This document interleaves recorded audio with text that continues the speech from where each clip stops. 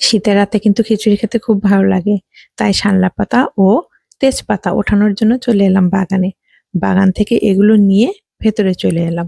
শানলা পাতা খিচুড়িতে ব্যবহার করলে খুব সুন্দর একটা গন্ধ পাওয়া যায়। এখানে মসুরের ডাল ও মুগ ডাল ২ রকম ডাল নিয়ে একটু হালকা টেলে নিয়েছি। এরপর তাতে চাল এবং পানি দিয়ে ভিজিয়ে রেখেছি। ভেজানোর পর এগুলোকে পরিষ্কার করে ধুয়ে প্রেসার কুকারে নিয়ে নিচ্ছি। আজ আমি খিচুড়িটা প্রেসার কুকারেই করব।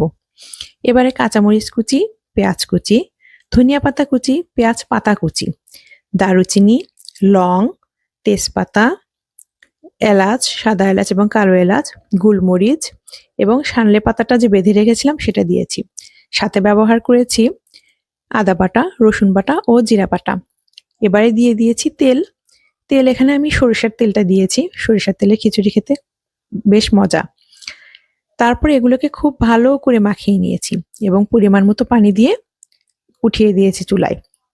আর পাশে আমি বেগুনটাকে ভাজা করে নিলাম, তার সাথে ডিম ভেজে নিলাম। খিচুড়ির সাথে ডিম ভাজা আর বেগুন ভাজা কিন্তু খুব মজার। এবারে পরিবেশনের পালা। খিচুড়ির সাথে বেগুন ভাজা, ডিম ভাজা এবং আচার দিয়ে পরিবেশন করেছি। খিচুড়ির সাথে এসব খেতে কিন্তু খুব মজা। আপনাদের কেমন লাগে জানাবেন কিন্তু। সবাই পাশেই থাকবেন।